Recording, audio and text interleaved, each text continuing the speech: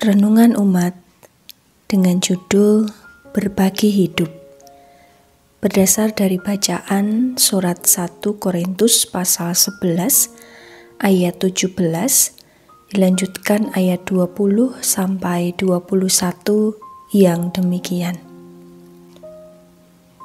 Dalam peraturan-peraturan berikut aku tidak dapat memuji kamu, sebab pertemuan-pertemuanmu tidak mendatangkan kebaikan, tetapi mendatangkan keburukan.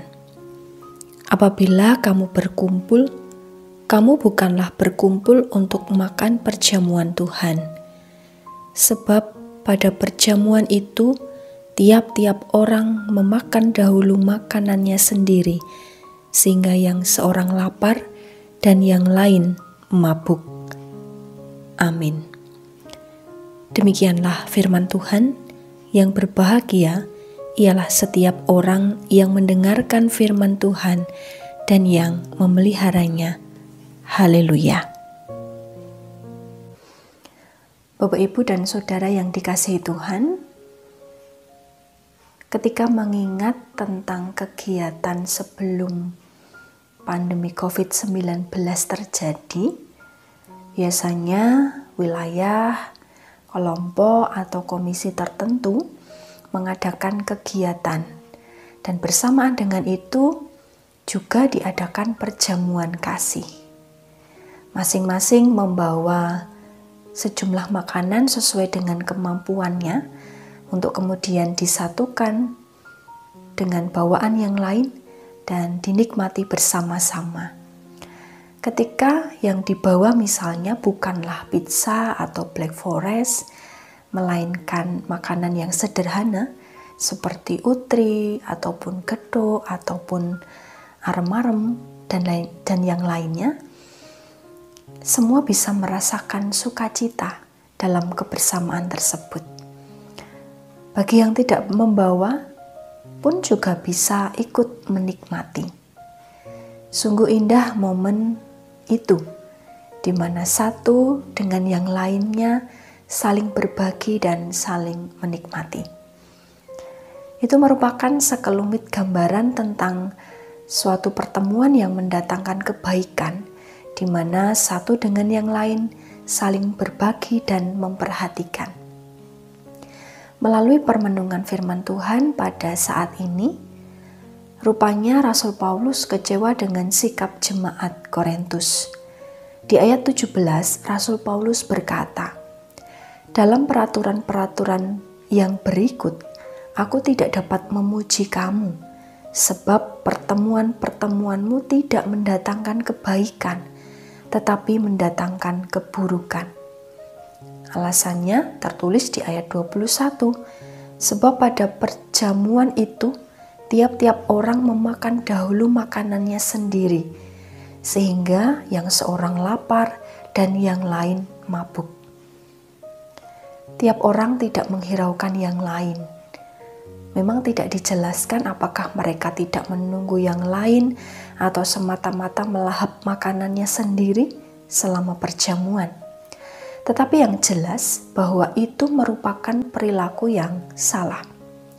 Yang terjadi pada jemaat Korintus ketika mereka berkumpul untuk makan perjamuan Tuhan yang semestinya disertai dengan semangat kebersamaan serta penghayatan akan karya Kristus dalam pengorbanannya, telah berubah menjadi kesempatan di mana beberapa orang makan dan minum secara berlebihan sementara yang lainnya lapar. Terhadap sikap jemaat Korintus inilah yang kemudian bisa mendatangkan sesuatu yang buruk dan berakibat pada munculnya perpecahan dalam jemaat. Dalam hal ini, kurang adanya sikap berbagi dan saling peduli. Dan sikap ini sungguh tidaklah menunjukkan kesatuan dan kasih yang seharusnya menjadi ciri kehidupan jemaat Tuhan. Terlebih lagi, mereka tidak mempersiapkan diri dan hati untuk perjamuan kudus. Paulus tentu tidak bisa menerima atau bahkan memuji tindakan mereka.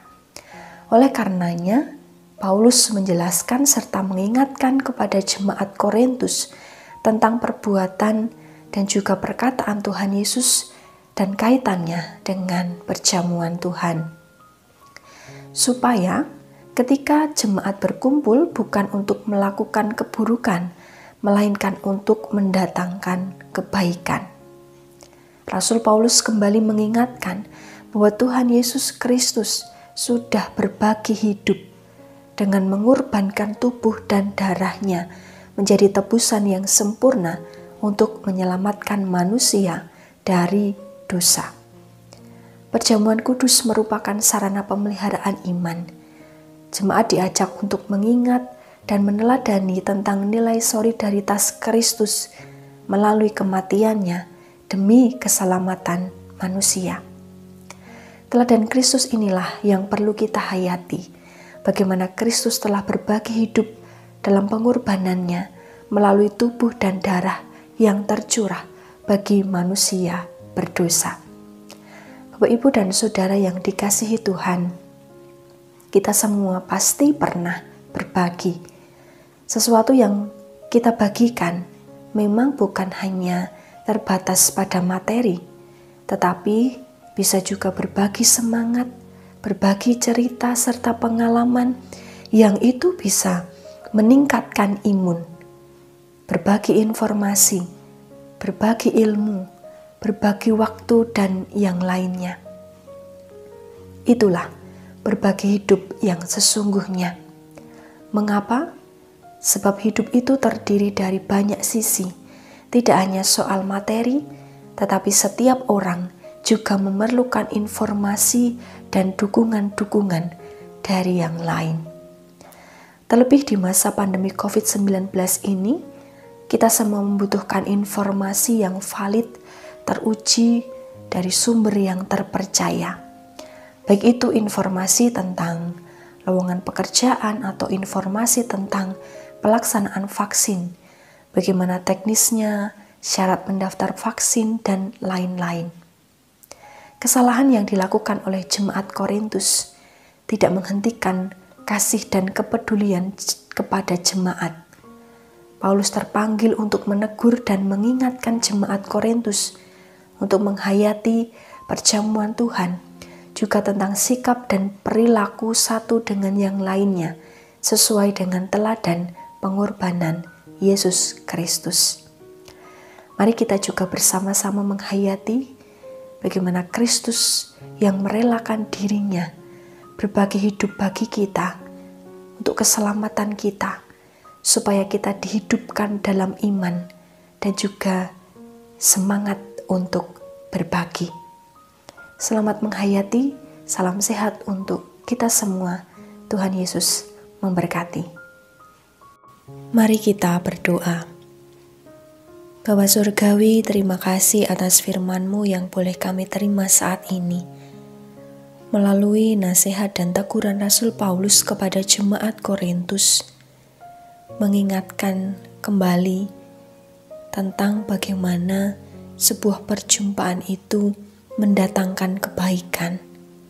Dalam hal itu kami juga diingatkan kembali tentang kasih dan solidaritas Kristus kepada manusia, juga bagaimana penghayatan tentang sikap yang benar dalam perjamuan kudus. Kami bersyukur karena Kristus telah berbagi hidup melalui pengorbanan tubuh dan darahnya untuk menyelamatkan kami. Tolonglah kami untuk menghayati teladan Kristus itu, sehingga kami senantiasa dimampukan untuk berbagi hidup dengan sesama kami. Kami terus mendukung dalam doa untuk jemaat-Mu yang sedang berduka. Hiburkanlah mereka yang sedang isolasi mandiri atau yang menjalani perawatan intensif di rumah sakit, yang memasuki proses pemulihan. Kiranya Engkau kuatkan dan berkati. Berkati program pemerintah, baik itu vaksinasi, PPKM, dan program lain dalam penanganan pandemi COVID-19 ini. Berkati para tenaga medis, berkati pemerintah, aparat penegak hukum, Satgas Covid, dan juga berkati setiap keluarga-keluarga.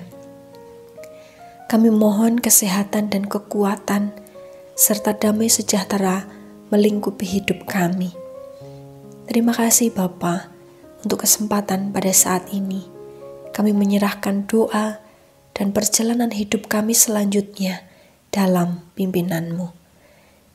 Dalam nama Tuhan Yesus Kristus, kami berdoa dan bersyukur.